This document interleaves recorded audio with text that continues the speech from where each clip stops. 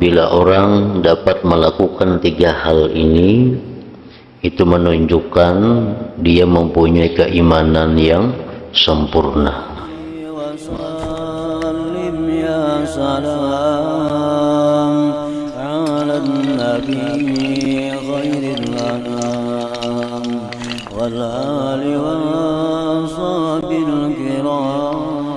Bismillahirrahmanirrahim. Alhamdulillahirabbil alamin.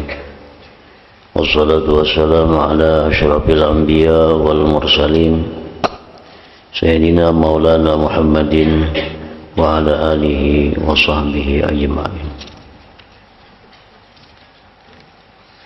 Bab keempat pada menyatakan kata-kata ulama yang indah.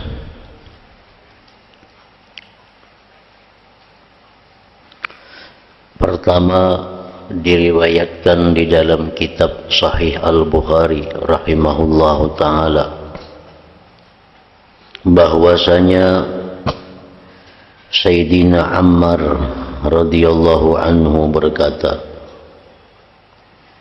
siapa yang dapat menghimpunkan tiga perkara ini, maka bermakna ia telah menghimpunkan segala bahagian iman.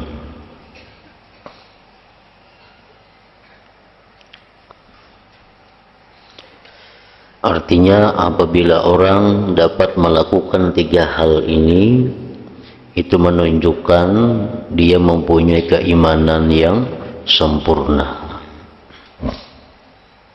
Pertama, menyadari hakikat diri sendiri. Menyadari hakikat diri sendiri. Yang kedua, menegakkan keselamatan bagi seluruh alam. Yang ketiga, suka menderma walaupun dalam keadaan fakir.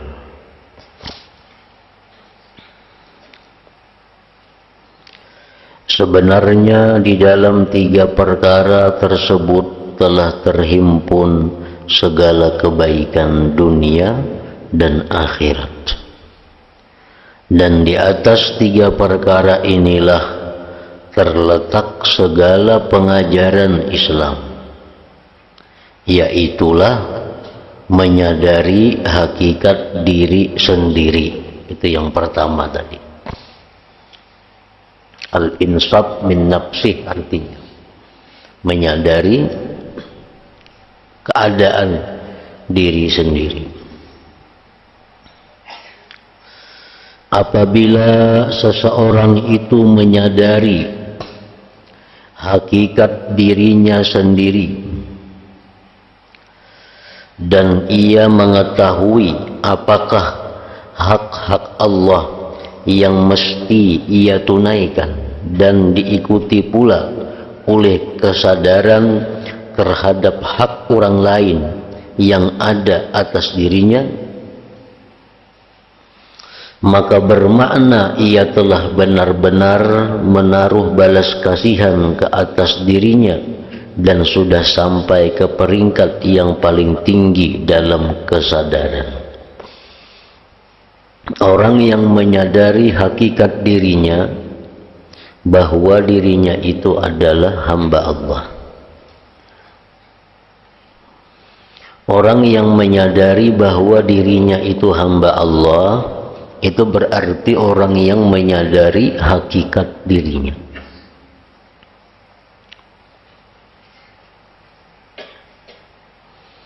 Nah, lalu apabila orang itu menyadari hakikat dirinya, yaitu bahwa dia mengakui, merasakan bahwa dirinya itu hamba Allah, tentu ada tugas dan kewajiban bagi seorang hamba itu kepada tuannya. Apa tugas hamba ini kepada Allah? Apa kewajiban seorang hamba itu kepada Allah? Allah sudah menjelaskan, wa ma khalaqtul jinna wal insa illa liya'budun. Tidak aku jadikan jin manusia melainkan mereka itu untuk beribadat kepadaku. Nah, jadi ibadat itulah sebenarnya kewajiban seorang hamba kepada Allah. Ibadat itulah sebenarnya hak Allah yang ada pada diri kita. Nah, apabila seseorang itu menyadari bahwa tugasnya itu sebagai hamba adalah beribadat, maka berarti dia sadar dengan hakikat dirinya sendiri. Dan ini merupakan pokok dari segala-galanya.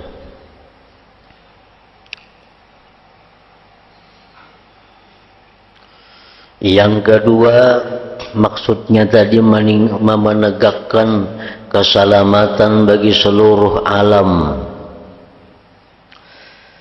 Ini mengandungi supaya dia menyebarkan salam kepada seluruh lapisan masyarakat. Sama ada yang dikenal atau tidak. Seperti sabda Rasulullah sallallahu alaihi wasallam, "Wa taqra'us salam 'ala man 'arafta wa man lam ta'rif." Artinya, dan engkau memberi salam ke atas orang yang engkau kenali dan orang yang engkau tidak kenali. Memberikan salam itu pengertiannya ada dua makna. Yang pertama, simbol. Nah, simbol itu seperti kita mengucapkan Assalamualaikum. Artinya apa? Keselamatan dan kesejahteraan atas kalian. Nah, itu artinya. Itu ucapan kita.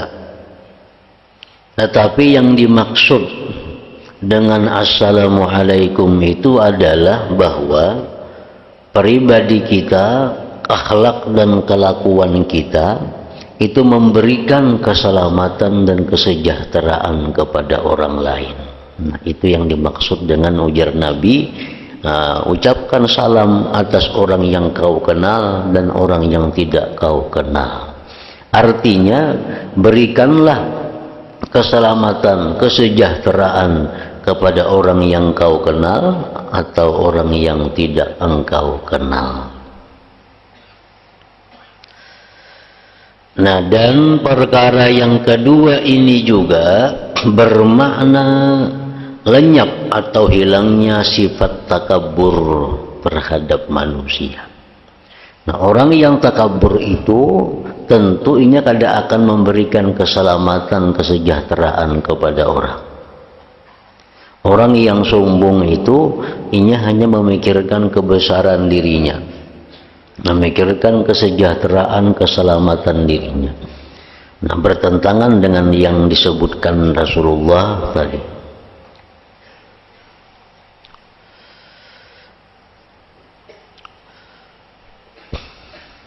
Dan tidak mengangkat diri daripada mereka.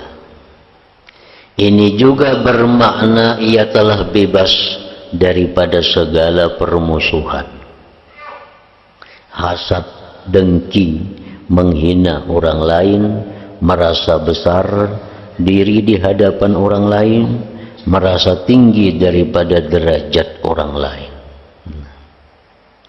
Itu yang kedua.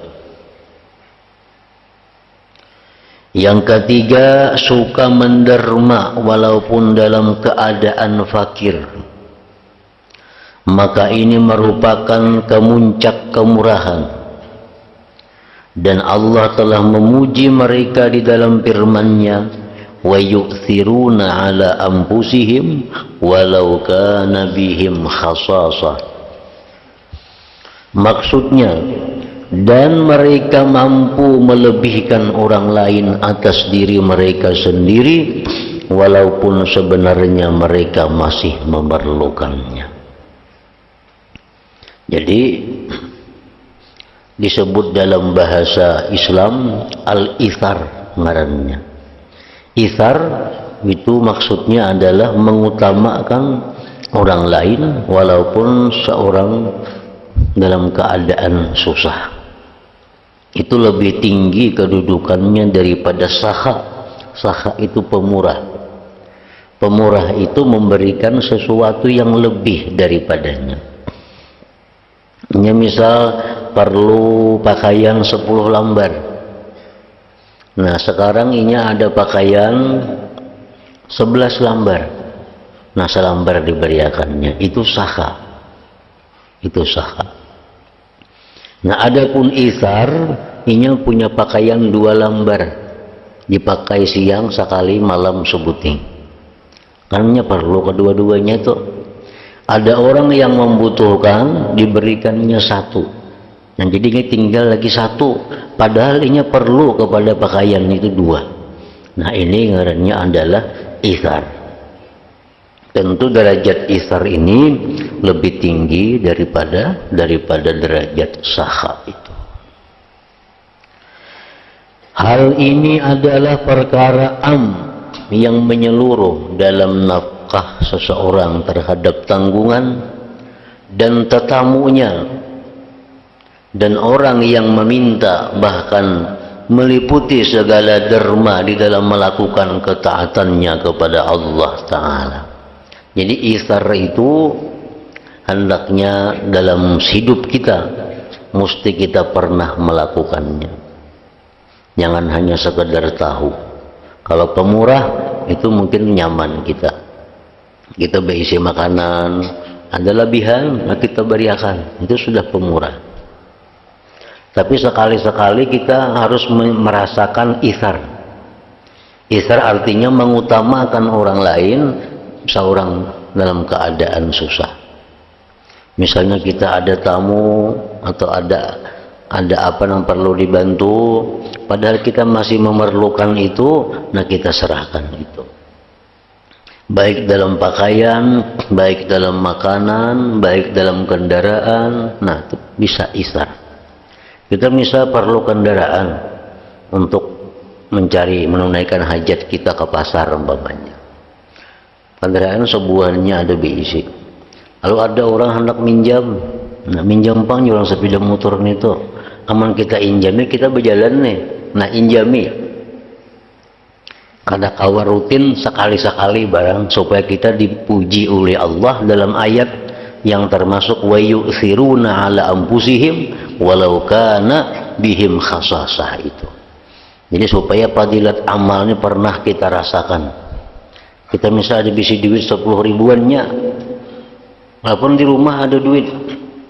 Kalau di rumah ada duit, cuman dalam perjalanan musafir misalnya, kita bakawan, kita ada 10 ribu lagi habis.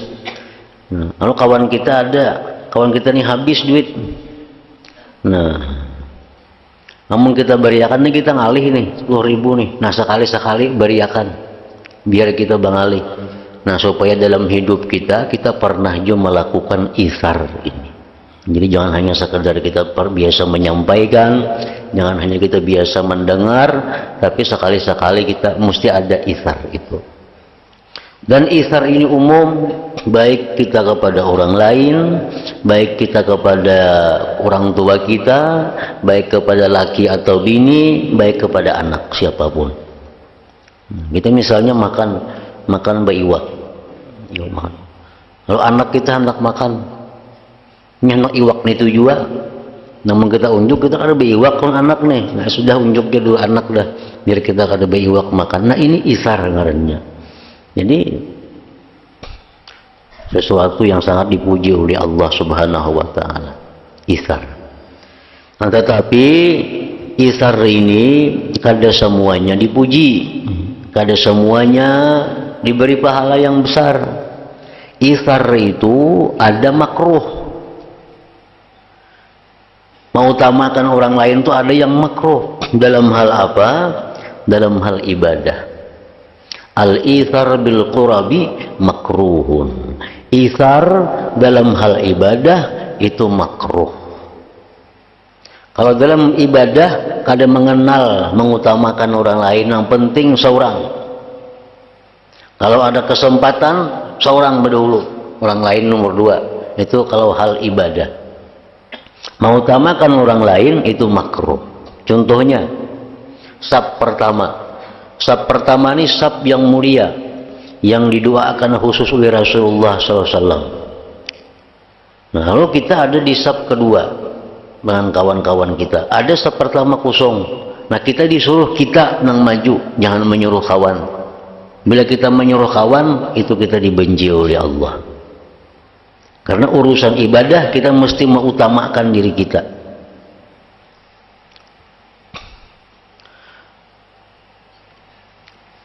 Ibda binafsik, mulai dengan diri engkau. Misalnya lagi apa? Kita berfitrah umpamanya. Berfitrah itu kita misal ada bini, ada anak, kan semuaan wajib laki memitrahi. Ada 4 nang bakal kita fitrahi. Sekarang nang baras nang kita dapat cuma ada untuk cukup 1 orang. Jangan disuruh na lain. Yang jawab yang berfitrah aku kada usahain kada dia jawab barasnya. Nah, jangan kada boleh itu. Mesti seorang nang berfitrah. Nah, karena mengutamakan orang lain dalam hal ibadah itu makruh. Nang berpahala itu urusan duniawi, ithar itu.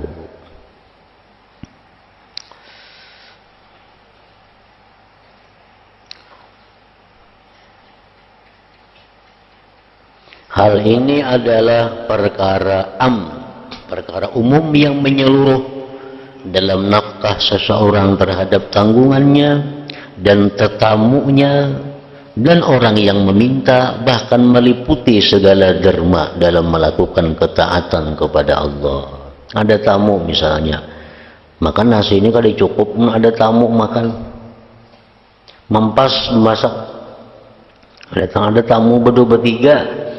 Namun diberi makan tamu seorang nggak makan. Nah, ini istar nih yang terpuji. Beri makanin dulu tamu biar seorang kayaknya urusan belakang.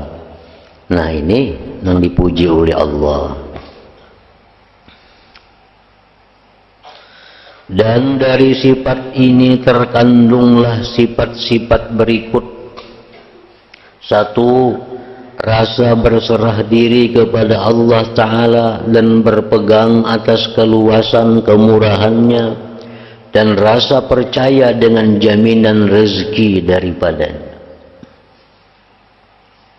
2. Menimbulkan rasa zuhud pada dunia ini dan tidak menyimpan harta bendanya, dan tiada terlalu memikirkan dengan urusannya, apakah lagi rasa bangga dan suka menyimpan harta yang banyak.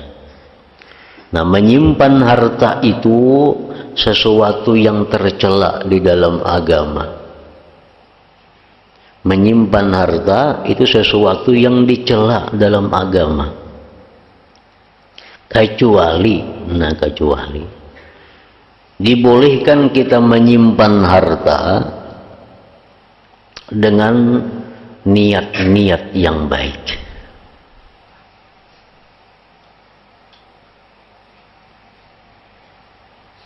Apa niat yang baik? Salah satunya adalah harta ini kusimpan, kada ku lanjakan, kada ku beriakan, wah ini kada. Nah, harta ini kusimpan kalau kina ada keperluan yang mendadak dari anak biniku, atau dari jiran tetanggaku, atau ada dari keluargaku. Nah, ini menyimpan harta dalam hal ini dipuji. Jadi kalau kita menyimpan harta itu kalau ada tujuan apa-apa, hanya sekadar tumpuk, simpan, itu dicela, bahkan sangat dicela oleh agama. Nah, silakan harta itu kita simpan. Nah, 1 niatnya tadi apa? Sewaktu-waktu kena ada anak bini, jiran tetangga, keluarga yang sakit, yang mendadak, yang membutuhkannya duit, yang berhutang duit, nak kuhutangi, disimpan harta itu. Dan itu dipuji oleh agama. Cuma laksanakan bujur-bujur kena. Misal ada tetangga yang berhutangnya kada berduit, nah hutangi bujur-bujur. Bila kena kenyataannya kada menghutangi, berarti niatnya itu palsu, kada dinilai lagi oleh Allah. Kan diniatakan dah harta ini disimpan, ini duit ada 100-200 juta, umumnya disimpan nih. Satu niatku duit ini sagan, kalau kina ada orang-orang yang membutuhkan, nak berhutang duit, nak apa, karenanya sakit, inya apa, nak simpan 100 juta atau 200-300 juta. Nah dalam perjalanannya, kayaknya ada orang yang berhutang, nang keperluan kepipit nih. Kalau dihutangi, nah berarti dustainya niat itu ngarannya kada bujur. Nah Allah marah dengan itu. Allah kada ketujuh. Allah kada menghiraukan lagi niat-niat yang berikutnya. Karena berikutnya berniat ini dustainya aja Tuhan. Nah, buktinya nang dahulu pang berniat ke orang berhutang kada dihutanginya. Nah yang kedua, niat menyimpan harta itu terpuji. Terpuji menyimpan harta itu diniatkan untuk meninggali anak-anak agar mereka itu hidupnya jangan mengemis. Nah karena aku mati ada yang diwaris anak-anak nih, jadinya hidupnya kena kada mengemis, kada minta-minta oleh orang. Nah itu niatnya. Yang kedua sudah. Yang ketiga, niat menyimpan harta itu agar terpuji, agar diberkati oleh Allah, bahwa kita hendak membayar zakat dengan harta itu. Ini aku zakat ini kena zakat hartaku ini kena mungkin bulan puasa ini sampai. Nah, diandak duit dulu. Sagan bejakat duit ini. Kena bulan puasaan pas kena kada ada duit ngalihin bejakat, jadi simpanin duit dulu sagan kena mengeluarkan zakat bulan puasa. Nah itu terpuji juga. 3 sudah. Yang keempat, niat menyimpan harta supaya diberkati Allah, supaya dipuji oleh Allah. Ada nang ditunggu, nang belum datang. Ini hartanya ku simpanin duitnya ada 10 juta. Karena menunggu keluarga ada yang belum datang lagi. Karena belinya datang, hilang ke sini, orang jauh misalnya, orang manakah orang jauh, karena bulan anu datangan kena ke sini. Karena bulan puasa kena hari rayanya bulikan ke kampung. Nah, karena duitnya aku bagi. Nah, menunggu itu disimpan duitnya, itu terpuji juga, diberi pahala juga oleh Allah. Nah, kalau menyimpan duit itu kada ada tujuan yang baik, kalau ada tujuan yang terarah kayak tadi, nah menyimpan duit itu termasuk nang dicela di dalam agama.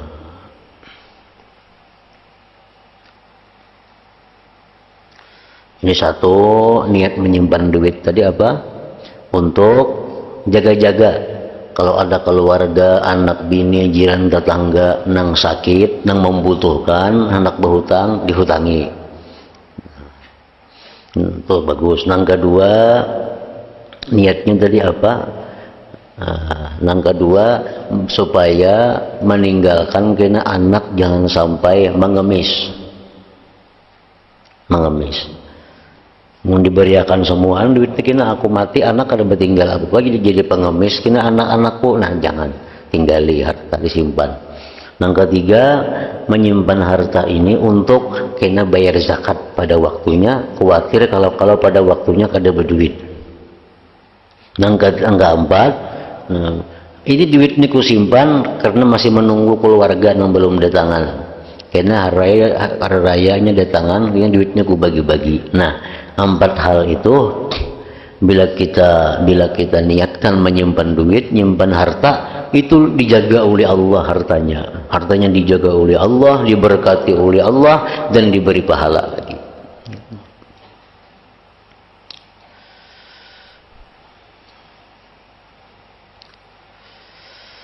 Kiranya banyak lagi rahasia yang terkandung dalam ucapan Sayyidina Ammar tadi, tetapi hanya sekedar ini saja huraian ringkas yang dapat disebutkan di sini.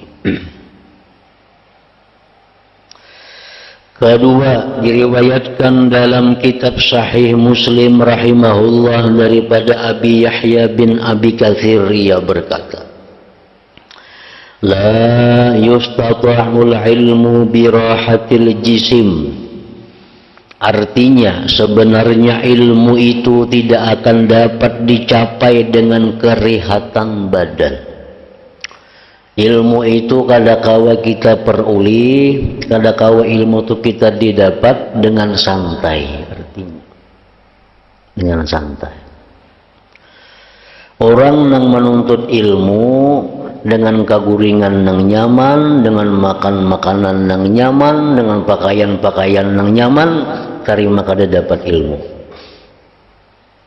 Karena ilmu itu didapat dengan susah payah, maka dengan makan seadanya, dengan guring seadanya, dengan pakaian seadanya untuk mendapatkan ilmu. Karena sudah berilmu, ayo jangan apa lagi. Nah, cuma untuk mendapatkan ilmu itu mesti demikian. Makan apa adanya, guring apa adanya, pakaian apa, semuaan serba susah. Nah, bila macam itu mau dapat ilmu. La yustata'ul ilmu birahatil jismi. Artinya sebenarnya ilmu itu tidak akan dapat dicapai dengan kerehatan badan.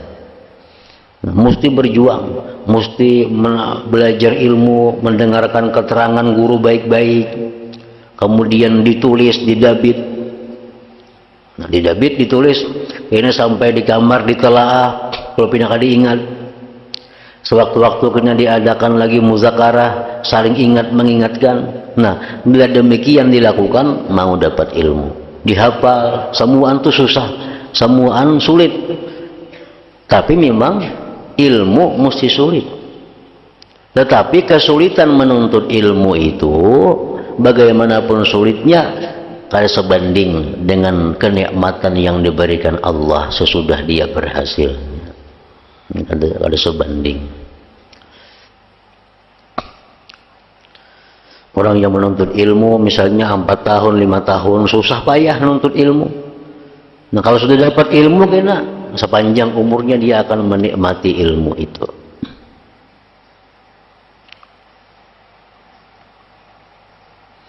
Ya, lihat orang berusaha, yang susah, yang mulai nol, orang mulai kampung daerah Guha, daerah pulau sana, malam tengah malam jam 12, bini-bini lagi menjinting bakul, berjalan membawa sayur ke pasar. Berapa didapat duitnya? Paling-paling 2 bakul, paling-paling 100.000. Paling banyak kira-kira 2 bakul ini bawanya sayur, jagung, tarung dalamnya. Mulai pulau sana berjalan batis membawa ke pasar malam itu. Nah, susah banget itu mencari duit 100.000. Padahal jakanya waktu itu digunakannya untuk beribadah kepada Allah tengah malam itu dengan rutin, dengan ikhlas, dengan bagus, dengan yakin, maka tentu nilai yang didapatnya lebih besar daripada 2 bakul sayur itu. Nah, menuntut ilmu itu kada sesusah itu. Ada lagi yang berjalan jam 12 malam, berjalan 4-5 pal, kada ada. Kalau menuntut ilmu, kada ada.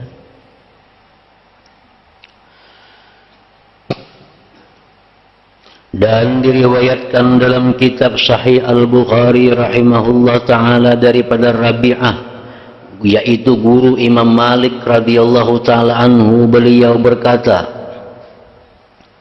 la yambagi liman indahu syai'un minal ilim ayyadha'a nafsah. Artinya adalah tidak munasabah, ada patut artinya bagi seseorang yang memiliki ilmu bahwa ia menghina dirinya sendiri. Nah, kalau kita punya ilmu, jangan kita menghinakan diri kita. Jaga kehormatan ilmu yang ada dalam diri itu. Maksud perkataan ini ada 2, yaitu pertama, siapa yang ada baginya kebolehan dalam menuntut ilmu dan dia telah mendapatkan sebagian daripadanya dan telah tampak dalam dirinya itu tanda kecemerlangan, maka hendaklah ia bersungguh-sungguh untuk menyempurnakan ilmunya. Dan sama sekali jangan ia bermalas-malas sehingga hilanglah ilmunya dan dengan itu akan hilanglah segala makna di dalam dirinya. Nah, ini manusia, para penuntut ilmu. Para penuntut ilmu ini ada yang inya diberi Allah kepintaran nang di bawah daripada standar. Ada yang diberi Allah kepintarannya itu sadang. Ada yang diberi Allah kepintarannya sangat pandai dalam mempaham ilmu. Nah, 3 golongan manusia. Orang yang diberi Tuhan kepandaiannya sedikit, ini kada mudah paham, kada mudah menghafal. Keterangan guru yang alih benar memaham. Suruh menghafal paling kada kau menghafal, bulang-bulik bulang kada mau hafal. Nah, orang yang macam ini kada usah jadi tuan guru. Sudah dapat ilmu yang wajib lawan dirinya, ilmu rukun-rukun, syarat-syarat, keperluan dirinya, dah hampir nuntut ilmu, makabunnya lagi berhuma kan apakah.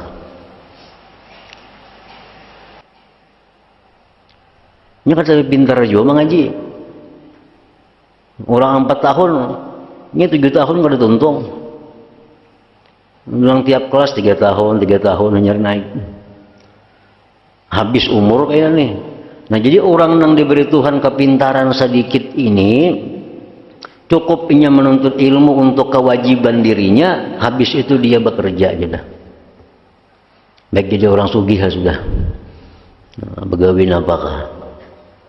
Nah, kayaknya ada orang yang diberi Allah utak yang cemerlang. Ini begitu guru menjelaskan paham, dia guru hafal mudah menghafal. Nah, orang seperti ini jangan berhenti menuntut ilmu, terus menuntut ilmu, ilmu nang fardu ain, ilmu nang fardu kifayah, ilmu nang sunat, terus dia menuntut ilmu. Jangan hendak menyia-nyiakan diri. Orang yang diberi Tuhan kepintaran menuntut ilmu, diberi Tuhan kemudahan mempaham ilmu, diberi Tuhan kemudahan menghafal ilmu, ini jangan begawi, jangan bakabun, jangan berdagang, terusakan ilmu sampai jadi orang alim. Nah, itu maksudnya. Nang kada patut bagi orang yang di sisinya ada ilmu menyia-nyiakan dirinya. Nah, itu. Ya kan ilmu ada yang wajib dituntut. Ada yang fardu kifayah, ada yang sunat.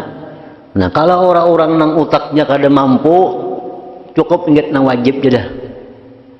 Habis itu dia bercari ya, berusaha apakah. Nah, orang yang utaknya cemerlang ini, sayangannya utaknya dibuang-buang. Baik, terus menuntut ilmu, cari ilmu yang sunat-sunat, cari ilmu yang fardu kifayah, sampai jadi orang yang alim. Nah, itu salah satu pemahaman daripada perkataan Rabi'ah, gurunya Imam Malik tadi. Yang kedua, siapa yang telah memiliki ilmu, maka hendaklah ia berusaha untuk menyebarkannya. Dan hendaklah ia mencari keridhaan Allah dalam penyebarannya tersebut. Nah, ada bisi ilmu, meskipun sudah alim, nah di kampung bulik, jangan begadang di rumah. Jangan bakabun, sebarkan ilmu, karena diberi Tuhan sudah kepandaian, diberi Tuhan kemudahan menghafal, diberi Tuhan kemudahan memaham kitab. Nah, boleh ke kampung, jangan bakabun, jangan berusaha, artinya gawian seorang sesuai dengan yang diberikan Tuhan. Sebarkan ilmu itu, dan menyebarkannya itu mencari keridhaan Allah dalam penyebarannya tersebut. Dan hendaklah ia menyebarkan ilmu tersebut supaya ilmu itu dapat berpindah kepada orang lain. Maka dengan sebab itu murid-murid akan dapat mengambil manfaat daripada ilmunya, dan dia sendiri juga mendapat manfaat daripada ilmunya. Itu salah satu perbedaan ilmu dengan mal, dengan harta. Harta makin diberiakan makin habis. Kalau ilmu makin diberiakan makin bertambah. Ilmu diberiakan kada berkurang. Kita belajar misalnya kitab Kawakib. Belajar kitab Kawakib. lalu kita ajarkan kawakib itu, ilmu kita makin luas. Allah memberikan madad ilahi, memberikan pertolongan ke hati kita, sehingga kita lebih luas mengerti tentang kawakib itu. Nah, makin diajarkan, makin banyak ilmu yang kita miliki. Nah, lain duit, diberiakan, kada berduit lagi. Orang tuh kaya bisa 10 miliar umpamanya duit, diberiakannya semuaan, kada lagi 10 miliarnya habis. Kalau orang bisi ilmu, diberiakannya ilmunya semuaan, ilmu yang ada pada dia makin bertambah banyak lagi.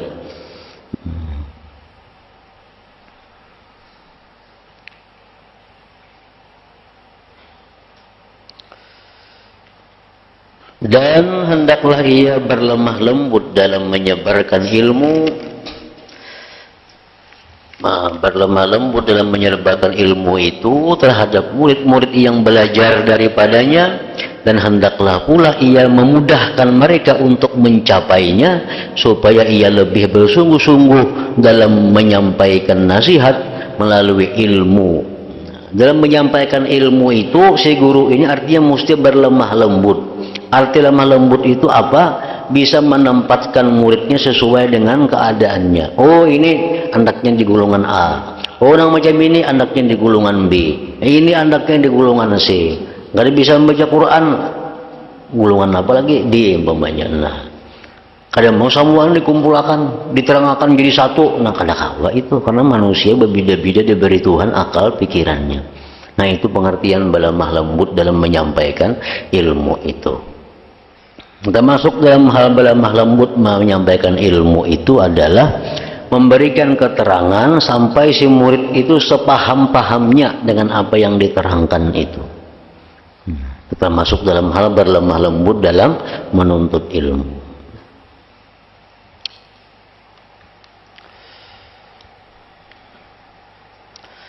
Karena disebutkan dalam hadis ad-din an-nasihah. Artinya agama itu ialah nasihat. Dan sebenarnya para ulama mazhab Syafi'i radhiyallahu ta'ala anhum telah berselisih pendapat pada hukum orang yang pertama, apakah menjadi fardu ain ke atasnya untuk menyempurnakan ilmunya dan haram meninggalkannya, ataukah kekal sebagai fardu kifayah seperti yang sedia ada, maka tidak haram ke atasnya meninggalkannya apabila ada orang lain yang telah melaksanakannya.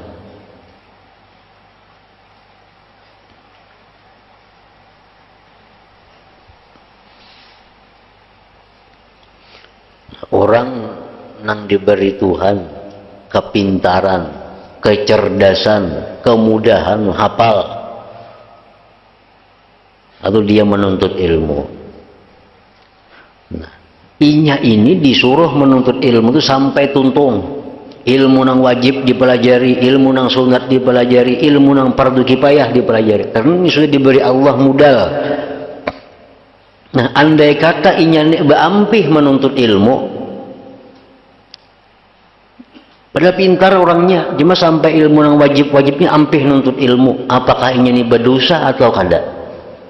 Nah, pendapat dari golongan Imam Syafi'i, dari para ulama mazhab Syafi'i mengatakan itu fardu ain baginya. Artinya kada boleh ini meninggalkan, mesti terus menuntut ilmu. Maka kebanyakan ulama berpendapat seperti pula yang kedua, yaitu kekal sebagai fardu kifayah. Ada pendapat yang kedua, fardu kifayah. Nah, jadi kalau orang yang diberi Tuhan kecerdasan, kepintaran, kemudahan paham, menuntut ilmu agama, nah itu dia fardu ain, menyempurnakan ilmunya sampai selesai. Ada pendapat yang kedua, fardu kifayah. Kalau ada yang lain yang sama inya masih banyak lagi. Nah itu. Nah ketiga, ingat situ diriwayatkan daripada Sayyidina Umar. Ila hadratin Nabi sallallahu alaihi wasallam al-Fatihah. Bismillahirrahmanirrahim.